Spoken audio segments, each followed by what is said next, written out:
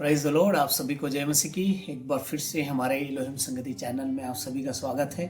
मैं विश्वास करता हूं कि आप सभी भले चंगे और स्वस्थ हैं और प्रभु की संगति और प्रार्थना में मगन हैं। बाइबल हमें सिखाती है प्रार्थना में लवलीन रह। जिस प्रकार बाइबल में लिखा हुआ है प्रेरितों के काम अध्याय 2:42 में हमें प्रार्थना में लवलीन होना चाहिए। इफिसियों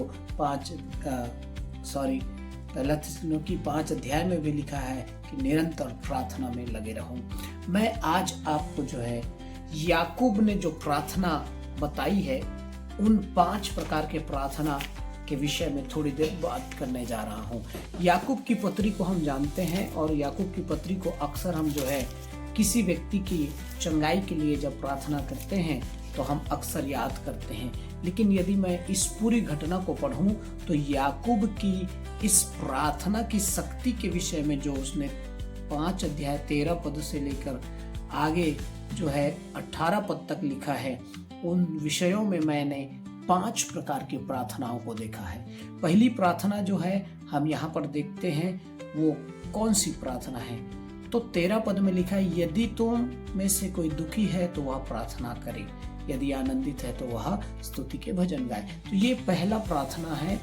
इसके विषय में हम कहते हैं कि ये हमारे व्यक्तिगत प्रार्थना है, पर्सनल प्रेयर है। पहला प्रार्थना व्यक्तिगत प्रार्थना जो 5 अध्याय 13 पद याकूब में लिखा है। दूसरी प्रार्थना 14 और 15 पद में लिखा है, यदि तुम में कोई रोगी है तो कलीसिया के प्राचीन को बुलाए और वे प्रभु के नाम से उस पर तेल मलकर प्रार्थना करें। ये यहाँ पर दूसरी प्रार्थना बताई गई है और ये दूसरी प्रार्थना चंगाई की प्रार्थना है। और लिखा है 15 पद में, विश्वास की प्रार्थना से रोगी बच जाएगा और प्रभु उसको उठाकर खड़ा करेगी। यदि उसने पाप किया हो तो भी उसके पापों की क्या हो जाएगी, क्षमा हो जाएगी। तो ये तीसरी प्रार्थना है, पापों की क्षमा की प्रार्थना। पापों की क्षमा की प्रार्थना। पहला प्रार्थना है व्यक्तिगत प्रार्थना 13 पद में, दूसरा पद है चंगाई की प्रार्थना 14 पद में और 15 पद में, और 15 पद के लास्ट भाग में तीसरा प्रार्थना के विषय में बताया गया है और वो है पाप क्षमा की प्रार्थना। और 16 पद में भी ऐसा लिखा है, इसलिए तुम आपस में एक दूसरे के सामने अपने पापों को मान लो और एक दूसरे के लिए प्रार्थना करो जिससे चंगे हो जाओ।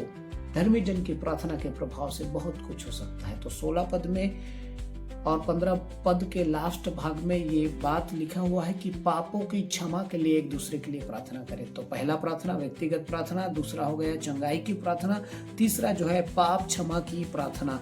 यदि हम 17 पद को पढ़ेंगे तो यहाँ पर याकूब उदाहरण लेता है, एलिया भी तो हमारे समान दुख सुख भोगी मनुष्य था, परंतु उसने गिड़गिड़ा कर प्रार्थना की कि मेह ना बरसे। तो यहाँ पर चौथा प्रार्थना जो है वो है गिड़गिड़ाहट की प्रार्थना। चौथा प्रार्थना क्या है, गिड़गिड़ाहट की प्रार्थना जो उसने किया।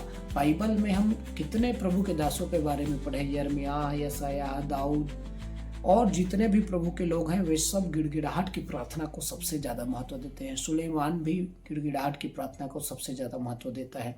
तो यहाँ पर जो चौथी प्रार्थना है वो गिड़गिड़ा कर तीव्रता के साथ प्रार्थना करने को कहा जाता है। पांचवा और अंतिम प्रार्थना यहाँ पे 17 पद के आगे भाग में ऐसा लिखा है, 3.5 वर्ष तक भूमि पर मेह नहीं बरसा। जब उसने प्रार्थना किया तो फिर उसने प्रार्थना की तो आकाश से वर्षा हुई और भूमि बलवंत हुई। तो पांचवा प्रार्थना प्रकृति पर अधिकार की प्रार्थना है। यदि हम देखें तो एक विश्वासी मसीही लोगों के जीवन में परमेश्वर ने इतनी सामर्थ्य दिया है कि वो ना केवल दुष्ट आत्माओं पर, ना केवल बीमारियों पर, वरन वो प्रकृति पर भी अधिकार रखते हैं। वो प्रार्थना करें तो बारिश बंद हो सकता है, वो प्रार्थना करें तो बारिश चालू हो सकता है, वो प्रार्थना करे तो पेड़ पौधे फल ला सकते हैं, वो प्रार्थना करे तो पेड़ पौधे से फल निकलना बंद हो जाए। जैसे यीशु ने अंजीर के पेड़ को श्राप दे दिया, वो मर गया। प्रियो, आपको और मुझे प्रकृति पर भी, यहाँ तक कि बारिश, हवा, पानी सब के लिए प्रार्थना करने का अधिकार है।